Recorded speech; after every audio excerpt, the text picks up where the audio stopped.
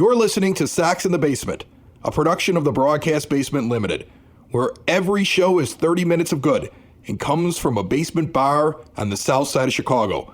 Pull up a stool, pour a cold one, and join us right now for Sox in the Basement. Heard everywhere podcasts can be found, and always at soxinthebasement.com. Does my house stink?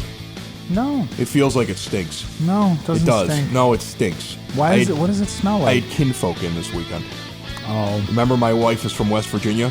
I don't think a lot of people know that, but you know that. I know that. Yeah, that she's from originally West Virginia. So she had family come in for the Thanksgiving weekend. It was just her brother and her sister-in-law. Oh, okay. And a cat had clearly peed on their luggage. Now, I don't know if the cat peed on their luggage at their house or if the cat peed on their luggage when they stopped by her mother's place on the way to ours. But somewhere along the line, a cat peed on the luggage.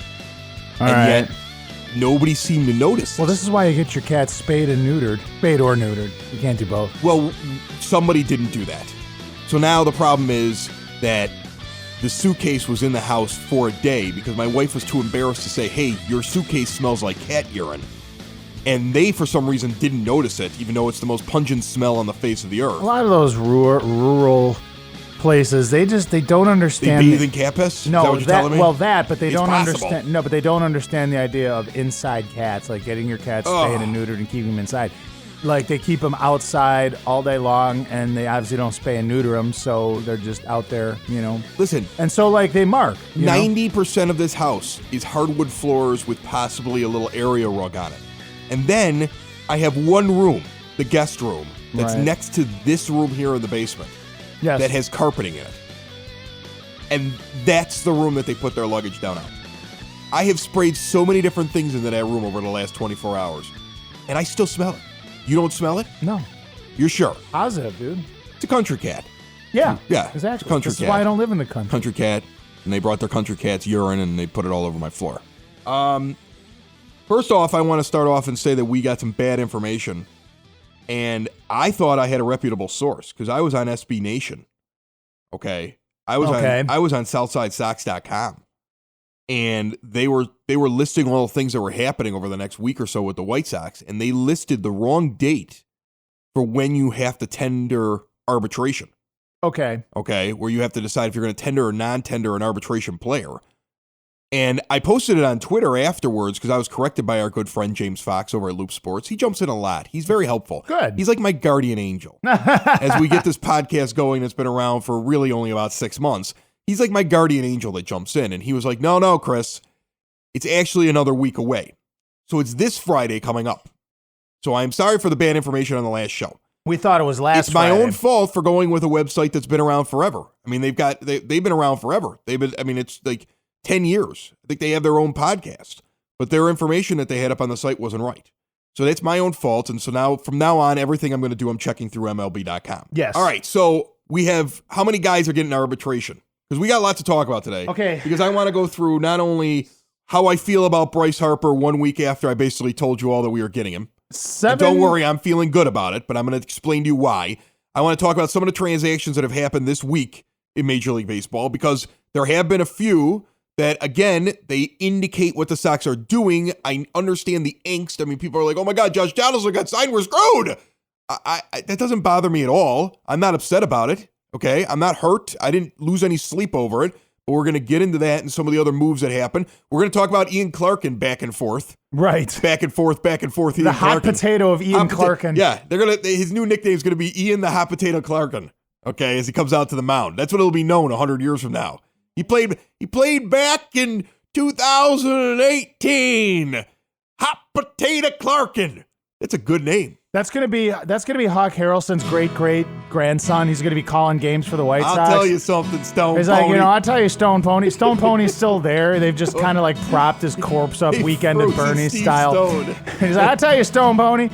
Back in the day, the best pitcher I ever did seen was this guy named Hot Potato Clarkin. Hot Potato Clarkin. Bounced between teams like a hot potato. He was the best guy at bouncing between teams I ever seen. Sox in the basement.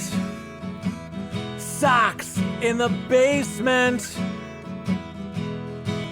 Cox in the basement. Anyway, so we got a lot to get into, but who are these guys that got the arbitration decision coming up this Friday? Okay, so we've got this Friday 7 guys. I will list them for you. Jose Abreu, Avisail Garcia, Yolmer Sanchez, Carlos Rodon, Matt Davidson, and Leury Garcia. I'll say the name. You give me the estimated value. Got here, it. Okay, Abreu. $16 million. Sign him immediately. Okay, Absolutely. he's getting tendered. You're going to see that come out on I Friday. agree. He's saying already that he wants to be a White Sox forever. I think that they're going to get even a hometown discount from him when it's time to re-sign him.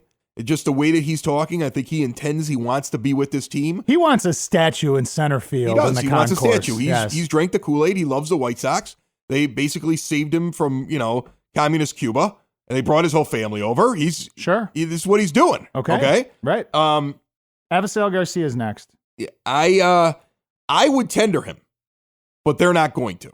$8 million is the projected number. And this is why I would tender him. I would tender him because you don't know what you're going to get, and it's only $8 million on a roster that doesn't have a lot of money committed to anybody. See what I'm saying? They were pretty... I'd go one more year because you've invested so much in him up to this point, because I don't know what it hurts unless you don't like him as a ball player anymore, and I don't think they like him as well. I don't think Ricky wants him.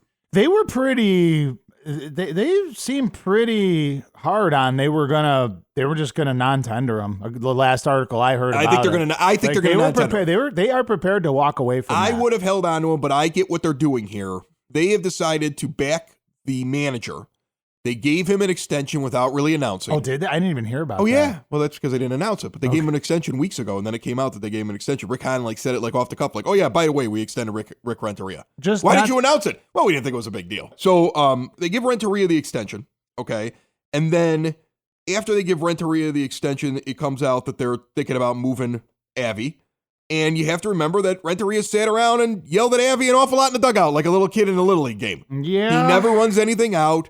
He's dogging certain plays. They had that one argument late in the year, and I can't give the specific game, but I'm watching the TV, and it lasted for 2 innings. He just sat there. He pulled him from the game, and he sat on the bench with them, and they are yelling at each other. It's one of those things where, they're next to each other. They're talking calmly. Garcia says something. Renteria starts to yell and, smack his hands together while he's yelling at him. And it's you could tell that was the breakdown moment. Now that you look back at it and you hear that they don't want to tend him for arbitration, they don't want to tender him a contract. I think that it became a thing where Renteria is he is not bought into what we're doing. I want guys that hustle. This is why you have not heard a damn thing about Manny Machado. Right. You haven't heard a thing about him. Right. They're not interested in him in any way whatsoever. I'm telling you that right now.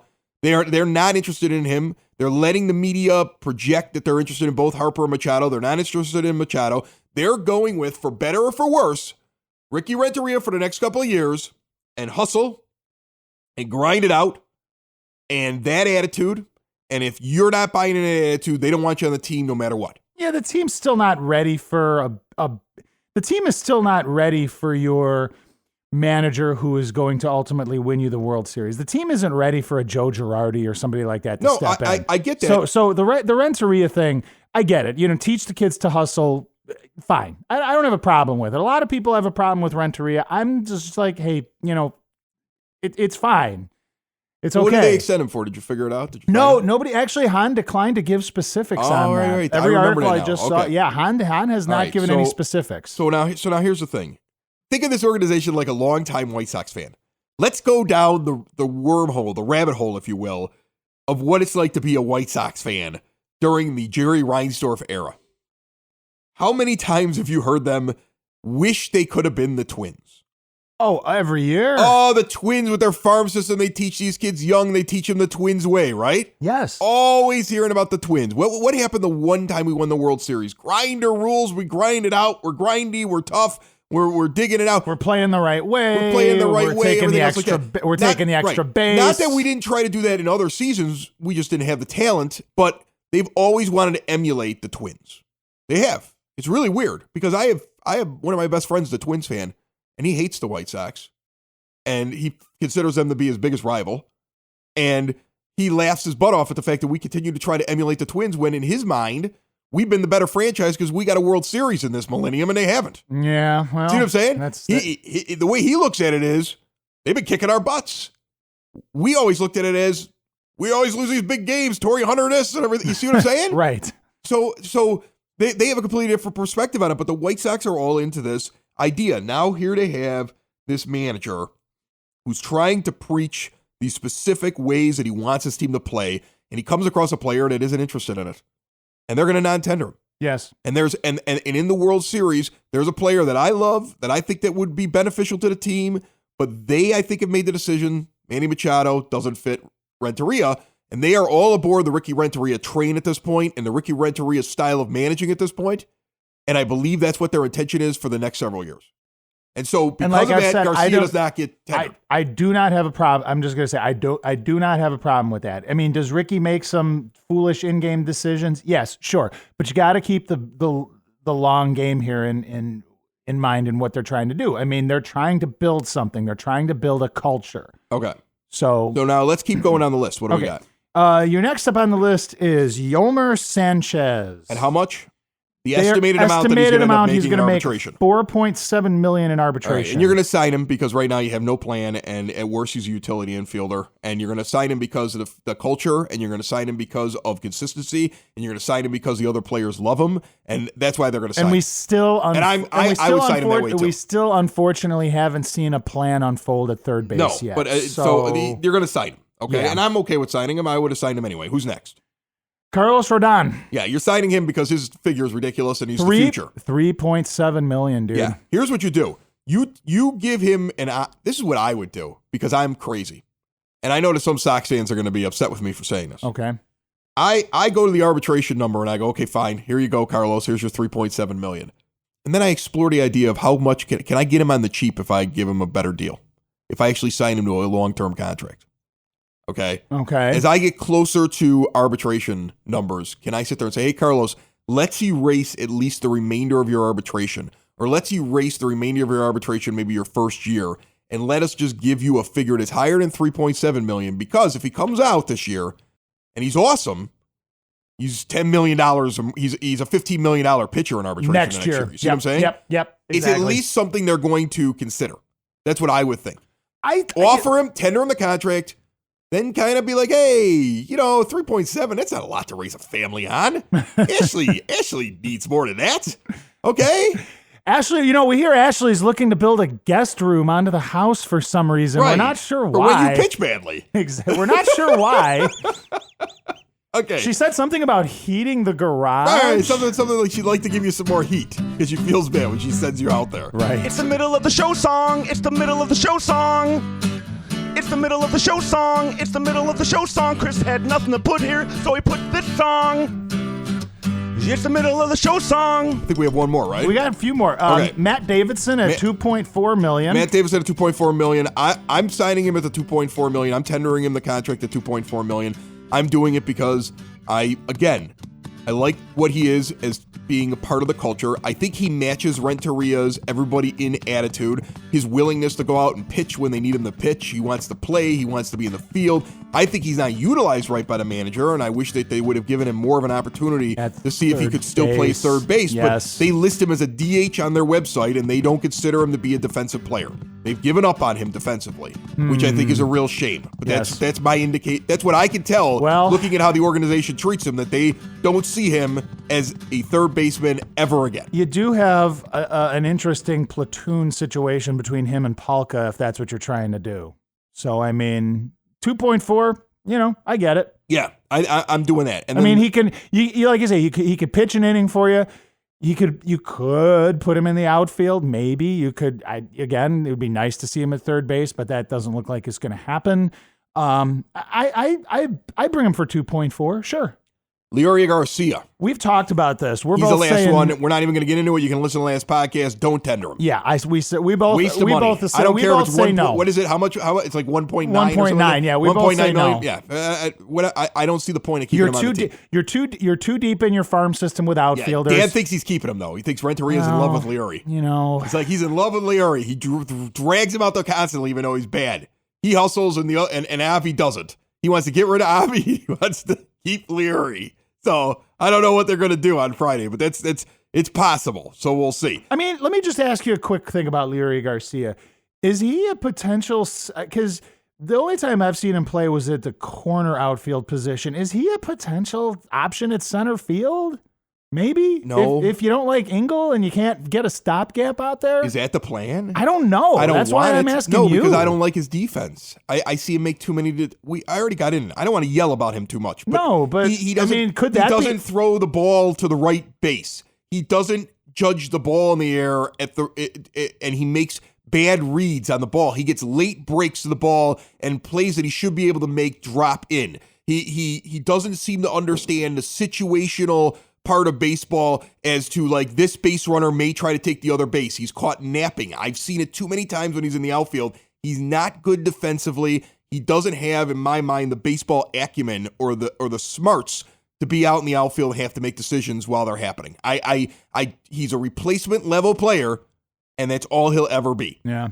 And I don't see the reason of giving him anything. I mean, again, we've wasting time with clogging up. You know, you're sitting around, you're talking about how many guys are on your 40-man roster. Right. And I don't see, again, why he's clogging up your 40-man roster. I don't see it. Because you tried to sneak Ian Clark in.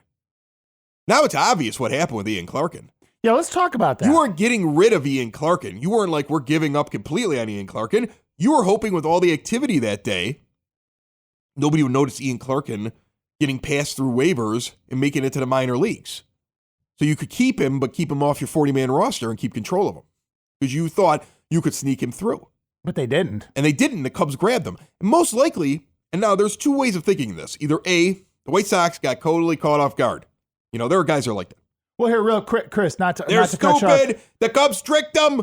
And, you know, or the White Sox were actually sitting there, like I would hope they're doing, I pray that they're doing, with a big giant spreadsheet going, these guys have this much room, these guys have this much room, these guys have this much room, these are the guys who are in the waiver orders, these are the teams that we got to get it past, and I don't think any of these people will take them. And the Cubs grabbed him, but really didn't have the room for their plans, and that's why they had to release him right away. Chris, let's back up a second, just for in case any of the listeners have missed it. Can we go over like what actually happened with the Ian Clark thing? Because I can see a lot of folks like right now going, okay, what are you two guys talking about? Like, so, who is this guy? Ian Clark is one of the guys we got in the deal that brought Blake Rutherford over from the Yankees when we gave away Todd Frazier and Robertson.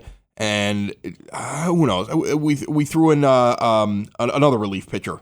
Oh, yeah, I can't think of the guy's name now, but I know who you're talking about. He's really good too. Yes, he is really good. But this is what happens when we do a podcast at a bar. So this was part of the deal. He was the second best guy that came back. He was a former first-round pick. He was picked after Aaron Judge in the supplemental round, in the supplemental part of the first round. Okay, by the Yankees. And he was considered a bit of a stretch when the Yankees took him. But he was somebody that was going to go in the first couple of rounds. But the Yankees loved him a lot. And so the Sox go and they pick him up, and he doesn't do very well. He's a lefty, but he doesn't do very well down in the minors. And they protected him last year. They purposely got him on the 40-man roster last year because they were afraid somebody was going to poach him. This year, he's clogging up room on the 40-man, and they needed room, and they want to have some flexibility. So what they do is they release him, and they release him during the time when all these teams are releasing guys and adding guys during the Rule 5 deadline last week. Right. And the hope is he sneaks through the teams, sneaks through all these teams in Major League Baseball that could grab him, that have room on their 40-man, and makes it to the White Sox minor leagues untouched. And now he's still part of the organization, and we have him, but he's not on our 40-man roster. He would, and that's the thing. So that's what they're hoping to do. But what happened was the Cubs grabbed him up. And then 6 days later now, the White Sox grab him off of waivers because the Cubs try to do the same thing. So what that tells you about him, first of all, is that he's a fringe player that teams view as, we think he's going to be good, but he's not worth a 40-man roster spot. Right. Okay. He has to now clear waivers to come off of the 40-man roster because he was capable of being picked up in the Rule 5 draft last year. So now he's a guy that is not like a brand new minor leaguer, and you have to send him down, and everybody gets a chance at him.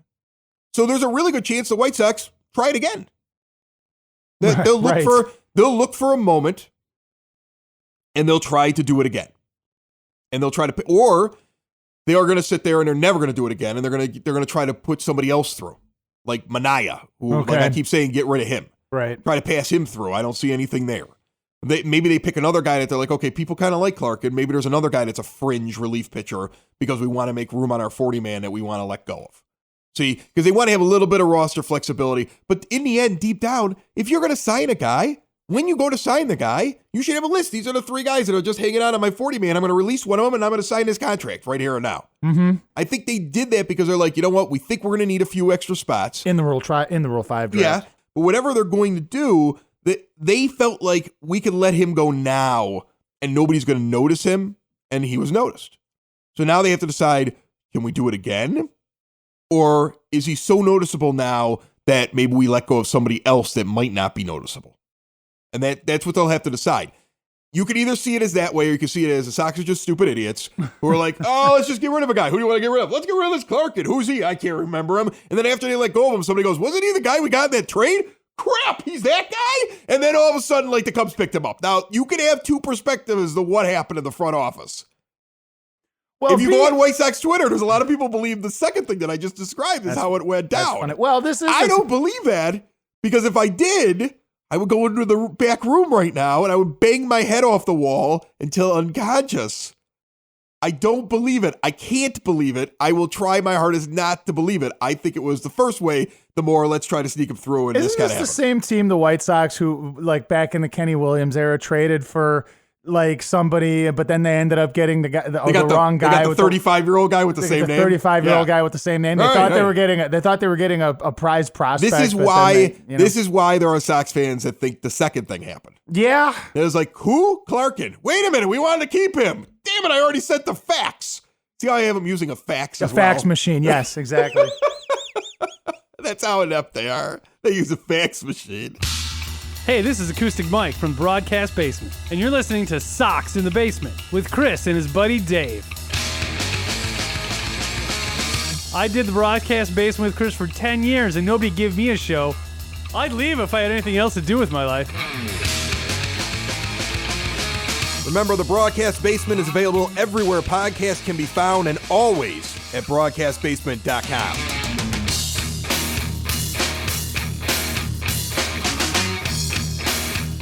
All right, so I still think Bryce Harper's coming. Okay, and I'm but not you're changing. I'm giving you my 60 seconds that Bryce Harper's still coming to this team, and then we're going to move on to other things that are going on transaction-wise and what they mean for the White Sox. Your excitement about it seems to be curbed today, though, for some reason. Well, here's the thing. There's no indication that anything has changed from last week. No, there's been no when news. I was very excited. But the thing that makes me excited is I don't see any hard news from any other team.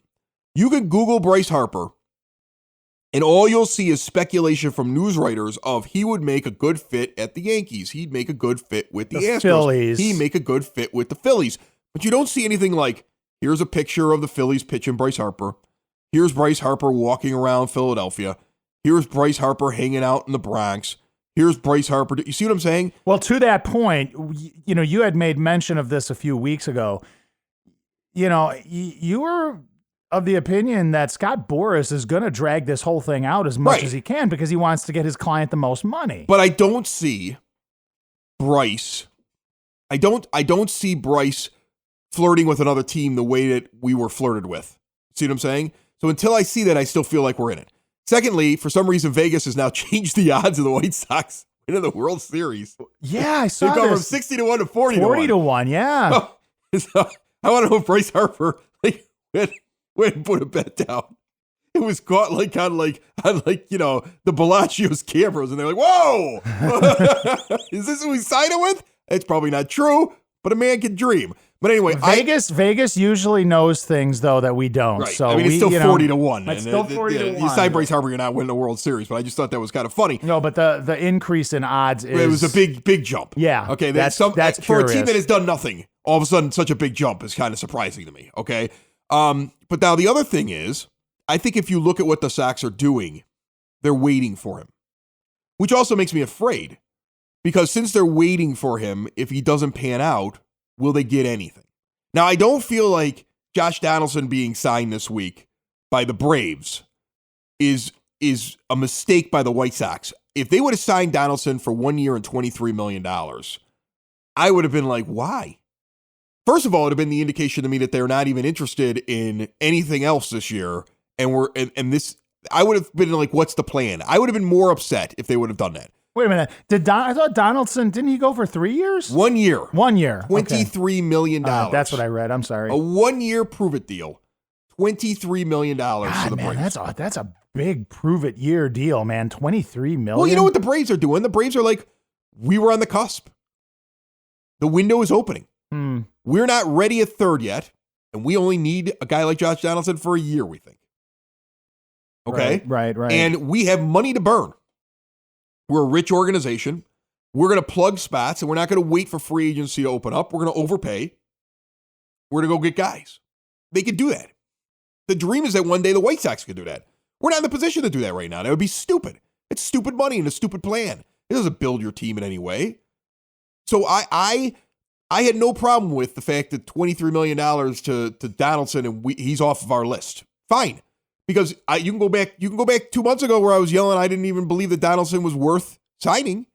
I wasn't into Donaldson. I see him on the decline, so it's not a big deal to me. A lot of the sports writers, man, they were like, all the articles I saw were like Donaldson. I never believed it. Donaldson. Yeah, no, they were really, I don't know if just, like you said, I don't know if these sports writers were just like hanging around and just kept hearing things in, amongst their contacts in the White Sox about Josh Donaldson, like if the Sox really wanted him that bad, or if it was all just speculation, like, well, they need to fill third and here's the best guy. But a lot of the media was like in love with the idea of signing Josh Donaldson to the White Sox, like of the local media, that is. All right, now we're up against it time-wise.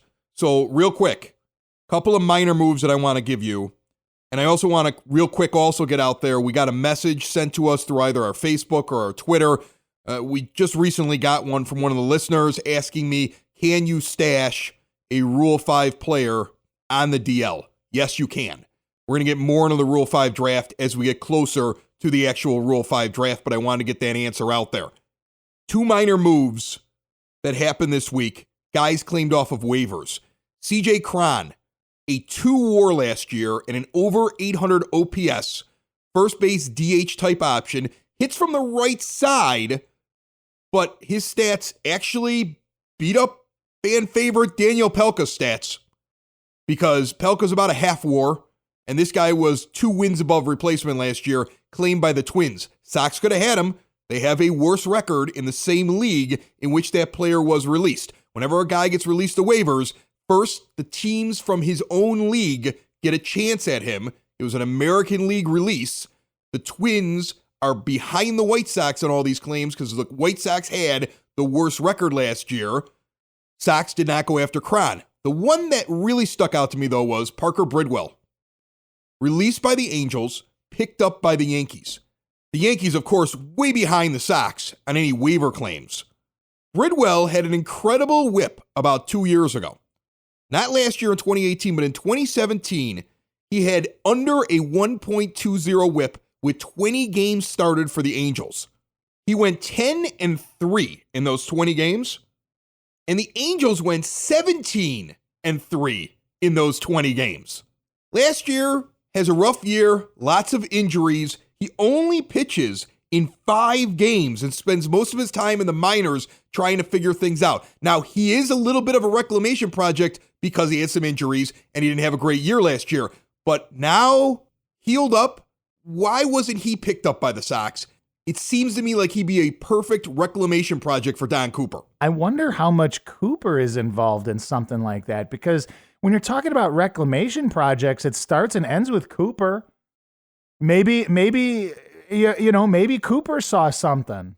Maybe it came up in the war room at the White Sox front office, and maybe Coop did some homework, and they said to Don, they're like, hey, this guy might be available. We might be able to get this guy off waivers. Are you interested? Is this somebody you could work with? And maybe the Don said no. I don't know. I don't know how you give up on a guy that could, like, when you're looking for talent, when you're at the position the White Sox are at. I don't understand how a Parker Bridwell passes to the Yankees. Like I said, I would like to think. Would I rather have Parker Bridwell or Ian Clark on my 40-man roster right now?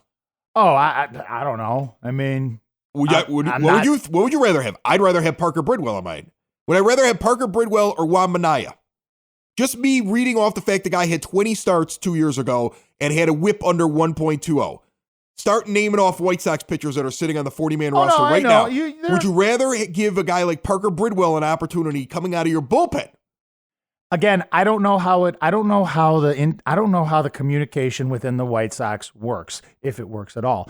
I would like to think that they went to Coop about it, or at least they, saw something they didn't like and they passed. That's just me speculating. But I mean, again, it could very well be, what you're saying, that they flat out missed it. So I don't know. No word on the Jason Benetti interview yet. Okay. Except for it's happening.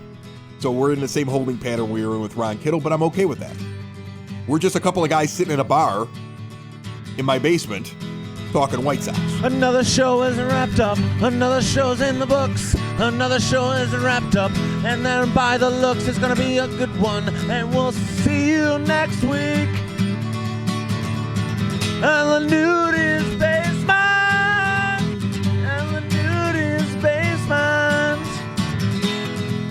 Another show is wrapped up. Another show is wrapped up. Another show is wrapped up. And it's in the books.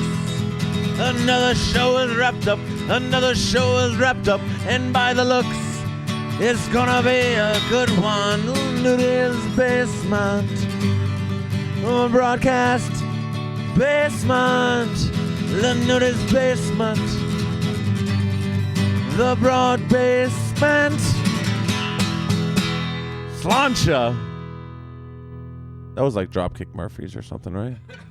I felt like it. Stone Pony, the best guy I ever did see it pouring beer over his head is this guy, Yolmer Sanchez. Back in my great-great-grandpa Hawk Harrelson's day, he was hanging out with Yaz in the booth that one day, and that guy, Yolmer Sanchez, you could pour that Gatorade better than anybody else. Sox in the Basement. Heard everywhere podcasts can be found, and always on soxinthebasement.com.